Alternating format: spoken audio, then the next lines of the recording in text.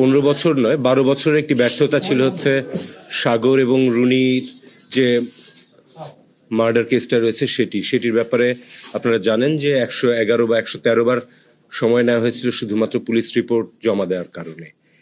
আমরা আমাদের প্রধান উপদেষ্টার জাতির উদ্দেশ্যে ভাষণ এবং আমাদের প্রধান বিচারপতিরও যে অভিভাষণ রয়েছিল সেখানেও এই মামলাটির কথা উঠে এসেছিল। তখন আমরা দেখি যে আসলে 2012 সালে একটি রিট পিটিশন ফাইল করা হয়েছিল যেখানে বলা হয়েছিল যে র্যাবকে তদন্ত করতে দেওয়ার জন্য, এবং শুধু তাই নয়, ওখানে তদন্ত করার সময় কাদেরকে জিজ্ঞাসাবাদ করতে হবে সেটাও স্পেসিফাই করে দেওয়া হয়েছিল।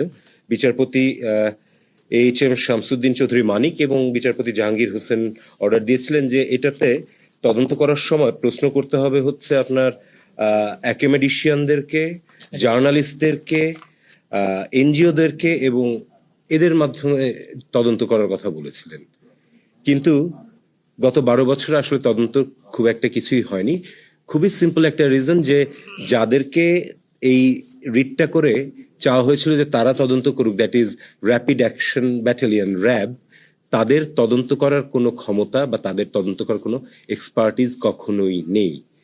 র্যাপিড অ্যাকশন ব্যাটালিয়ন হচ্ছে একটি অপারেশনাল ফোর্স, তারা এনফোর্সমেন্টের কাজ করতে পারে কিন্তু তারা তদন্তর কাজ করার জন্য মোটেই ইকুইপ ছিল না। এবং এই বিষয়টি নিয়ে কখনোই আমাদের আদালতেও এসে বলা হয়নি যে র্যাব এই মামলাটি তদন্ত করতে পারবে না। গত 12 বছর ধরে এভাবেই মামলাটা ঝুলেছিল। তো আমরা বিভিন্ন এজেন্সির সাথে সবার সাথে কথা বলে আজকে আদালতের কাছে আর্জি জানিয়েছিলাম যাতে তদন্তকারী যে সংস্থা রয়েছে সেটিকে পরিবর্তন করে স্বরাষ্ট্র মন্ত্রণালয়ের কাছে দায়িত্ব দেওয়া হয় যে অতি শীঘ্র একটি উচ্চ ক্ষমতা সম্পন্ন টাস্ক ফোর্স তৈরি করবে যেখানে বিভিন্ন এজেন্সির সদস্যরা থাকবেন যারা এইসব ক্রিমিনাল ইনভেস্টিগেশনে অথবা জিজ্ঞাসাবাদে সবকিছুতে পারঙ্গম। এবং আমরা নিজেরাই বলেছি যে একটা সময় সীমা নির্ধারণ করে দেওয়ার জন্য যার মধ্যে এই মামলাটির তদন্ত রিপোর্ট ফাইল করা হবে।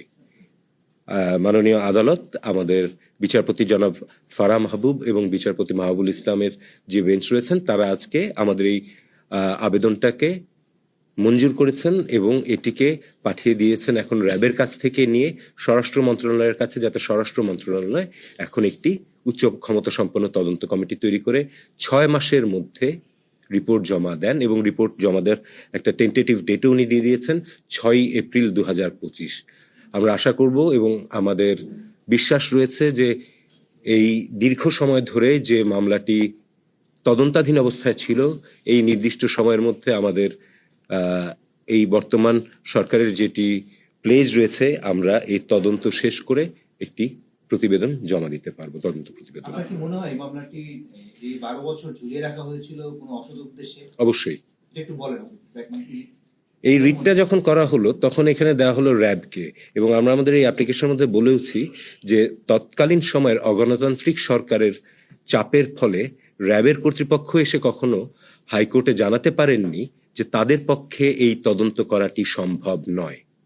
সো এইখানে এই পুরো রিটটা যেটা রয়েছে সেটি আসলে সরকারকে কতখানি সাহায্য করার জন্য করা হয়েছিল আর কতখানি পুরো মামলাটাকে বিলম্বিত করে যাতে সত্য কখনো উদ্ঘাটিত না হয় সেই কারণে করা হয়েছিল সেটিও প্রবাবলি এই তদন্তের মাধ্যমেই বেরিয়ে আসবে।